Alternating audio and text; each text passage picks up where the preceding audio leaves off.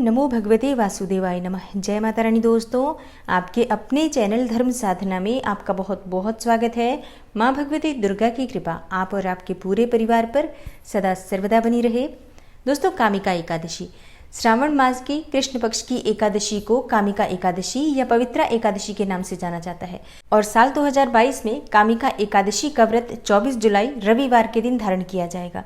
दोस्तों, कामिका एकादशी का व्रत करने से सभी प्रकार की कामनाएं पूर्ण होती हैं, समस्त प्रकार के पाप कर्मों से मुक्ति मिलती है, भगवान श्री विष्णु की असीम कृपा प्राप्त होती है और शास्त्रों के अनुसार कामिका एकादशी का व्रत करने से रुके हुए काम, बिगड़े हुए काम बनने लग जाते हैं। तो अगर आप व्रत करते हैं तब तो अत्यंत ही श्रेष्ठ है, लेकिन अगर आप किसी भी कारणवश एकादशी का व्रत नहीं कर पाते हैं तो भी कामिका एकादशी के दिन भगवान श्री विष्णु की अगर आप पूजा आराधना करते हैं, सात्विक भोजन करते हैं, चावल का त्याग करते हैं, मांस, मदिरा, लहसुन, प्याज इत्यादि चीज़ों का त्याग करके और भगवान श्री विष्णु की विधिवत पूजा करते हैं, तो बिना व्रत किए भी भगवान श्री विष्णु की असीम कृपा से आपके बिगड़े हुए काम, रुके हुए काम बनने लग जाते हैं। तो आज की वीडियो में मैं आपसे शेयर करने वाली हूँ कुछ बहुत ही अचूक उपाय, जिन्हें आप बिना व्रत किए भी कर सकते हैं और जो भक्त व्रत करते हैं वो भी कर सकते हैं।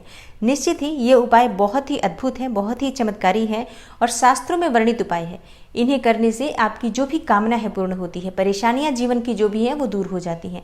तो आज की वीडियो को पूरा ज़रूर देखिए और अगर आपको आज की वीडियो अच्छी लगे तो लाइक भी ज़रूर कीजिए, शेयर भी ज़रूर कीजिए फैमिली फ्रेंड्स के साथ। और चैनल पर पहली बार आए हैं, अगर अभी तक आपने चैनल को सब्सक्राइब नहीं किया है तो आज की वीडियो अगर आपको अच्छी लगे तो चैनल को सब्सक्राइब ज़रूर कर लीजिए और बेल बटन को भी प्रेस कर लीजिए। तो इससे ये होगा कि इस चैनल पर जो नई वीडियो अपलोड होंगी उनकी नोटिफिकेशन आपको सही समय पर प्राप्त होगी। तो बात करेंगे उपायों के बारे में, लेकिन इससे पहले जानते हैं कामिका एकादशी के शुभ मुहूर्त के बारे में। कामिका एकादशी की तिथि प्रारंभ हो रही है 23 जुलाई 2022 शनिवार को सुबह 11:27 पर। मतलब अभी एकादशी की तिथि शुरू हो चुकी है और समाप्त होगी 24 जुलाई को दोपहर 1:45 पर। तो 24 जुलाई को रविवार को हम कामिका एकादशी का व्रत धारण कर रहे हैं और पारण का यानी व्रत खोलने का जो शुभ मुहूर्त है 25 जुलाई को सुबह 5:38 से 8:21 तक है। पारण की कुल अवधि होगी 2 घंटे 43 मिनट की और इसी शुभ मुहूर्त में आपको अपना व्रत खोल लेना चाहिए, पारण कर लेना चाहिए, क्योंकि एकादशी के व्रत में पारण का ही विशेष महत्व होता है। अगर हम सही समय पर व्रत नहीं खोलते हैं, व्रत का पारण नहीं करते हैं तो व्रत का हमें संपूर्ण फल नहीं मिलता। इसलिए शुभ मुहूर्त का ध्यान अवश्य रखना चाहिए। दोस्तों, अगर आप कामिका एकादशी व्रत के नियम और पूजा विधि के बारे में जानना चाहते हैं तो इसके लिए संपूर्ण रूप से चैनल पर वीडियो अपलोड है पूजा विधि की, व्रत के नियम की, तो आप उसे एक बार जरूर देख लीजिए। और कामिका एकादशी व्रत की कथा की वीडियो आपको कल सुबह 6 बजे से पहले मिल जाएगी, तो कथा भी आप जरूर सुनिए, क्योंकि एकादशी व्रत की कथा सुनने मात्र से भी सभी प्रकार की कामनाएं पूर्ण होती हैं और समस्त प्रकार के पाप कर्मों से मुक्ति मिलती है। जो भक्त व्रत करते हैं वो तो कथा सुनते ही है, लेकिन जो भक्त व्रत नहीं करते हैं उन्हें भी एकादशी व्रत की कथा जरूर सुननी चाहिए। भगवान श्री विष्णु की पूजा करने के बाद अगर आप कथा सुनते हैं तो इससे आपको भगवान श्री विष्णु की असीम कृपा प्राप्त होती है। और अब जानते हैं कि कामिका एकादशी के दिन हमें कौन से उपाय करने चाहिए जिससे कि किसी भी प्रकार की कामना हो पूर्ण होती है, व्रत का संपूर्ण फल प्राप्त होता है और बिना व्रत किए भी भगवान श्री विष्णु की कृपा से आपकी परेशानियां दूर होती हैं और आपकी जो भी मनोकामना होती है भगवान श्री विष्णु की कृपा से वो पूर्ण होती है। तो बात करते हैं सबसे पहले उपाय के बारे में। कामिका एकादशी पर भगवान श्री विष्णु का पंचामृत से अभिषेक करना चाहिए। दूध, दही, घी, शहद, शक्कर, इन 5 चीज़ों को मिलाकर पंचामृत बनाकर और भगवान श्री विष्णु का अभिषेक करें। उसके बाद उन्हें पीले वस्त्र धारण कराएं, पीले पुष्प उन्हें अर्पित करें। उनके सामने शुद्ध घी का दीपक प्रज्वलित करके और विष्णु सहस्त्र नाम का पाठ करने से किसी भी प्रकार की आपकी कामना हो वो पूर्ण होती है। आज के दिन भगवान श्री विष्णु के सामने जब आप दीपक प्रज्वलित करते हैं तो उस दीपक में अगर आप थोड़ी सी हल्दी या अगर आपके पास केसर हो तो 2-3 धागे केसर के डालकर प्रज्वलित करते हैं तो इससे घर में सुख संपदा भी आती है, समृद्धि भी आती है और घर में सकारात्मक ऊर्जा बढ़ती है। रुके हुए मांगलिक कार्य प्रारंभ हो जाते हैं। बहुत समय से अगर आपके घर में मांगलिक कार्य रुके हुए हों या फिर जब भी आपके घर में पूजा पाठ होता है, कोई भी शुभ कार्य होना प्रारंभ होता है तो घर में कलह क्लेश होता है, अगर ऐसी स्थिति है आपके घर में तो ऐसे में आपको कामिका एकादशी के दिन भगवान श्री विष्णु के सामने दीपक प्रज्वलित करते समय उसमें थोड़ी सी हल्दी या केसर अवश्य डालना चाहिए। और आज के दिन अपने पूरे घर में हल्दी मिश्रित जल से छिड़काव कीजिए। मतलब आपको थोड़ा सा जल लेना है, शुद्ध जल ले लीजिए, चाहे तो आप गंगा जल भी ले सकते हैं। उसमें थोड़ी सी हल्दी डाल लीजिए और एक पुष्प लेकर पुष्प के द्वारा पूरे घर में इस हल्दी मिश्रित जल का छिड़काव कीजिए। इस जल से आपके पूरे घर में यानी कि घर के हर कोने में छिड़काव होना चाहिए, जैसे कि घर की बालकनी हो या फिर छत हो, रसोई हो, मुख्य द्वार हो और घर में जितने भी कमरे हों सभी कमरों में इस जल का छिड़काव करने से घर में सकारात्मक ऊर्जा भी बढ़ती है। घर में अगर बहुत अधिक कलह क्लेश रहता है तो वो भी दूर होता है। किसी भी प्रकार की नकारात्मक ऊर्जा आपके घर में हो तो वो दूर होती है और परिवार के सभी सदस्यों में प्रेम भी बढ़ता है। घर में मांगलिक कार्य रुके हों तो वो भी प्रारंभ होते हैं और स्थिर लक्ष्मी का आपके घर में वास होता है। तो एकादशी पर और गुरुवार के दिन आपको हल्दी मिश्रित जल का छिड़काव अपने घर में जरूर करना चाहिए। और कामिका एकादशी के दिन घर के मुख्य द्वार पर हल्दी से स्वास्तिक बनाइए। घर के मुख्य द्वार के दोनों तरफ हल्दी से स्वास्तिक बनाना है आपको। इससे आपके घर में किसी भी प्रकार की नकारात्मक ऊर्जा प्रवेश नहीं करती है। घर में जब सकारात्मक ऊर्जा होती है तो माँ लक्ष्मी और श्री हरि विष्णु का स्थायीवास अपने आप ही आपके घर में हो जाता है और ये उपाय आपको हर एकादशी पर जरूर करना चाहिए। दोस्तों, आज के दिन माँ लक्ष्मी और श्री हरि विष्णु की संयुक्त रूप से पूजा करने से सभी प्रकार की कामनाएं पूर्ण होती हैं। सभी प्रकार की कामनाएं मतलब अगर आपके घर में संतान प्राप्ति में बाधा हो रही है या फिर विवाह में बहुत अधिक बाधाएं आ रही हैं, दाम्पत्य जीवन में बहुत अधिक परेशानियां हो, सुख समृद्धि का अभाव है आपके घर में, आर्थिक तंगी रहती है या किसी भी प्रकार की और परेशानी आपके घर में हो, तो श्री हरि विष्णु सहित माँ लक्ष्मी का अगर आप संयुक्त पूजन करेंगे तो इससे सभी प्रकार की परेशानियां भी दूर होती हैं और कामनाएं भी पूर्ण होती हैं। तो भगवान श्री हरि विष्णु और माँ लक्ष्मी की फोटो या प्रतिमा संयुक्त रूप से रखकर और एकादशी के दिन उनके सामने शुद्ध घी का दीपक प्रज्वलित कीजिए, उन्हें पीले पुष्प अर्पित कीजिए, माँ लक्ष्मी को लाल पुष्प अर्पित कीजिए और खीर का भोग लगाइए। अब चावल की खीर आज नहीं बनाई जाती है तो ऐसे में आप मखाने की खीर बना सकते हैं, साबूदाने की खीर बना सकते हैं। वैसे मखाने की खीर माँ लक्ष्मी को भी बहुत प्रिय है और भगवान श्री हरि विष्णु को भी बहुत प्रिय है। तो मखाने की खीर बनाकर उसमें आप थोड़े से केसर डालें और इसके साथ ही तुलसी दल अवश्य डालें और तब भगवान श्री हरि विष्णु और माँ लक्ष्मी को ये भोग स्वरूप अर्पित करके वहीं बैठकर श्री सूक्त या कनक धारा का अगर आप पाठ करते हैं तो इससे आपके घर में स्थिर लक्ष्मी का वास होता है। और जिन लड़के या लड़कियों के विवाह में बहुत अधिक बाधाएं आ रही हैं, मन चाहा जीवन साथी चाहते हैं, योग्य जीवन साथी चाहते हैं, शीघ्र विवाह की कामना है, आज के दिन उन्हें श्री राधा कृष्ण की पूजा करनी चाहिए। राधा और कृष्ण की संयुक्त रूप से मूर्ति या प्रतिमा स्थापित करके विधिवत आप उनकी पूजा आराधना करें और वहीं बैठकर ओम राधा कृष्णाय नमः, ओम राधा वल्लभाय नमः इस मंत्र का जप करना चाहिए। और अगर आपके घर के आसपास कोई भी राधा कृष्ण का मंदिर है तो वहां जाकर राधा और कृष्ण की विधिवत पूजा कीजिए। राधा रानी को आप लाल पुष्प अर्पित करें और श्री हरि विष्णु यानी कि श्री कृष्ण भगवान को पीले पुष्प अर्पित करें। बांसुरी भी आप चाहें तो आज श्री कृष्ण को अर्पित कर सकते हैं। इससे बहुत शीघ्र आपकी मनचाही कामना पूर्ण होती है। दोस्तों, एकादशी के दिन दीपदान का विशेष महत्व होता है।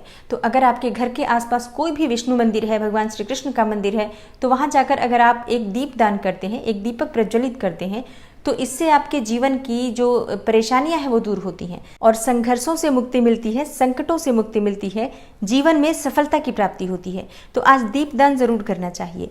और शास्त्रों के अनुसार एकादशी के दिन भगवान श्री हरि विष्णु के सामने अखंड दीपक प्रज्वलित करने से भी मन चाही कामना पूर्ण होती है। तो एकादशी के दिन आप चाहें तो सुबह से ही अगले दिन सुबह तक के लिए 24 घंटे का अखंड दीपक प्रज्वलित कर सकते हैं या फिर अगर आप 24 घंटे का दीपक नहीं प्रज्वलित कर पाते हैं तो आप रात्रि में यानी कि एकादशी की शाम को आप दीपक प्रज्वलित कीजिए और अगले दिन सुबह तक वो दीपक जलता रहे। इस प्रकार से अखंड दीपक प्रज्वलित करते हैं तो निश्चित ही आपकी जो भी मनोकामना होती है भगवान श्री हरि विष्णु की कृपा से वो पूर्ण होती है। दोस्तों, भगवान श्री हरि विष्णु जो कि जगत के पालनहार हैं, इनकी कृपा से वंश की वृद्धि होती है, संतान प्राप्ति में आ रही बाधाएं दूर होती हैं। तो आज के दिन जिन दंपतियों की संतति नहीं है उन्हें भगवान श्री हरि विष्णु की विधिवत पूजा करनी चाहिए। और घर में अगर लड्डू गोपाल जी हैं तो उनकी विधिवत पूजा कीजिए। लड्डू गोपाल जी नहीं है तो ऐसे में आप भगवान श्री हरि विष्णु के बाल स्वरूप लड्डू गोपाल जी का ध्यान करते हुए भगवान श्री हरि विष्णु के सामने शुद्ध घी का दीपक प्रज्वलित करें और वहीं बैठकर संतान गोपाल मंत्र का जप करना चाहिए। आप अपनी इच्छा के अनुसार कितनी भी संख्या में इस मंत्र का जप कर सकते हैं, लेकिन कम से कम 1 माला जरूर कीजिए। संभव हो तो 11 माला 21 माला कीजिए। और मंत्र है ओम देवकी सुत गोविंद वासुदेव जगतपते देहि में तनियम कृष्णम त्वामहम शरणम गते। इस मंत्र का एकादशी के दिन से शुरू करके और लगातार प्रतिदिन नियमित अगर आप जप करते हैं तो निश्चित ही आपकी जो भी परेशानियां हैं संतति के प्राप्त होने में वो दूर होती हैं और उत्तम और योग्य संतान की प्राप्ति होती है। क्योंकि शास्त्रों के अनुसार संतान गोपाल मंत्र को सर्वश्रेष्ठ मंत्र माना गया है संतान प्राप्ति के लिए। तो इस मंत्र का जप अवश्य करना चाहिए। अगर आप उत्तम संतति की प्राप्ति करना चाहते हैं, जो भी गर्भवती महिलाएं हैं उन्हें भी अधिक से अधिक इस मंत्र का जप करना चाहिए। कामिका एकादशी के दिन भगवान श्री हरि विष्णु को अगर आप तुलसी के पत्तों की माला अर्पित करते हैं, जैसे कि अगर आपके पास 108 तुलसी के पत्ते हों और आप इन पत्तों की माला बनाकर भगवान श्री हरि विष्णु को अर्पित करते हैं, तो इससे आपकी मन वांछित कामना पूर्ण होती है। लेकिन तुलसी के पत्ते एकादशी के दिन तोड़ने नहीं चाहिए। तो एक दिन पहले से ही आप जो तुलसी के पत्ते तोड़कर रखते हैं, उसी पत्ते में से चाहे वो जितनी भी संख्या में हो, आप उनकी एक माला बना लीजिए पीले धागे में पिरोकर और भगवान श्री हरि विष्णु को अर्पित कीजिए। और अगर आपके पास बिल्कुल भी पत्ते नहीं है, तो ऐसे में आपके पास अगर तुलसी माला है, जो बाजार से तुलसी माला आती है जप करने वाली, वो माला भी भगवान श्री हरि विष्णु को अर्पित कर सकते हैं। दोस्तों, इस बार जो एकादशी की तिथि है वो रविवार के दिन है और रविवार के दिन तुलसी की पूजा नहीं करते, पीपल की पूजा नहीं करते, लेकिन तुलसी में दीप दान जरूर करना चाहिए। ध्यान रखिए, पीपल में हम दीप दान भी नहीं करेंगे, ना तो दीप दान करेंगे ना ही जल देंगे, लेकिन तुलसी में जल नहीं देना चाहिए। ऐसा माना जाता है कि तुलसी का एकादशी के दिन निर्जला व्रत होता है। तो आप जल मत दीजिए, लेकिन शाम के समय तुलसी के पास आपको दीपक अवश्य प्रज्वलित करना चाहिए। शुद्ध घी का दीपक एक प्रज्वलित कीजिए और दीपक में थोड़ी सी हल्दी डाल दीजिए और ओम नमो भगवते वासुदेवाय नमः इस मंत्र का जप करते हुए तुलसी की 11 परिक्रमा कीजिए। एकादशी के दिन इस प्रकार से तुलसी में दीप दान करने से और उनकी परिक्रमा करने से अखंड सौभाग्य की प्राप्ति होती है, संतान की प्राप्ति होती है, विवाह में आ रही बाधाएं दूर होती हैं, सुख समृद्धि और संपदा की प्राप्ति होती है। तो आज के दिन तुलसी की पूजा विशेष महत्व रखती है। वैसे तो हम प्रतिदिन ही करते हैं, लेकिन एकादशी की तिथि तुलसी पूजा के लिए बहुत विशेष होती है। और इस बार रविवार के दिन एकादशी की तिथि है, तो भगवान सूर्यदेव की विशेष रूप से पूजा कीजिए। आज के दिन भगवान सूर्यदेव को जल अर्पित करने से सरकारी नौकरी में आ रही बाधाएं दूर होंगी। किसी भी प्रकार की अगर समस्या आपके जीवन में है स्वास्थ्य से संबंधित, तो वो दूर होती है। अच्छे स्वास्थ्य की प्राप्ति होती है, मान सम्मान की प्राप्ति होती है, पद प्रतिष्ठा की प्राप्ति होती है, संतान प्राप्ति में आ रही बाधाएं दूर होती हैं, धन प्राप्ति में आ रही बाधाएं दूर होती हैं, आत्मसम्मान की प्राप्ति होती है, आत्मविश्वास की प्राप्ति होती है। मतलब सूर्यदेव की पूजा से सभी प्रकार की कामनाएं पूर्ण होती हैं। तो आज आपको जल कैसे देना है, देखिए, जब आप सुबह स्नान इत्यादि कर लेते हैं, उसके बाद शास्त्रों के अनुसार सबसे पहले सूर्यदेव को ही जल देना चाहिए। लेकिन उगते हुए सूर्य को देखकर जल देने से, मतलब जब उनकी किरणें धरती पर पड़ती हैं, तो उस प्रथम किरण को प्रणाम करके और जल देने से बहुत अधिक पुण्य फल की प्राप्ति होती है। तो ऐसे में अगर आप बहुत जल्दी उठ जाते हैं और मतलब उस समय सूर्य नहीं दिखाई देते हैं, तो पहले आप भगवान श्री विष्णु की पूजा कर लीजिए और जब सूर्यदेव दिखाई देते हैं तब आप जल अर्पित कीजिए। तो भगवान सूर्यदेव को जल अर्पित करने के लिए एक तांबे का पात्र आपको चाहिए। और बहुत से भक्तों का प्रश्न आता है कि तांबे का पात्र नहीं है तो क्या पीतल का पात्र ले सकते हैं। देखिए, अगर आपके पास तांबे का पात्र नहीं है तो आप पीतल का पात्र भी ले सकते हैं या कोई दूसरा पात्र भी ले सकते हैं। लेकिन क्योंकि सूर्यदेव को जल हमें प्रतिदिन देना ही चाहिए, हर हाल में हमें भगवान सूर्य की पूजा करनी चाहिए, तो ऐसे में आप अपने घर में एक तांबे का पात्र अवश्य रखिए, जिससे कि आप भगवान सूर्यदेव को जल अर्पित करें। ठीक है, इस बात का ध्यान रखिए। और अगर अभी आपके पास नहीं है तो आप किसी भी पात्र से भगवान सूर्यदेव को जल दे सकते हैं, लेकिन बहुत ही जल्दी आपको एक तांबे का पात्र भी ले लेना चाहिए, क्योंकि भगवान सूर्य की पूजा बहुत आवश्यक बताई गई है।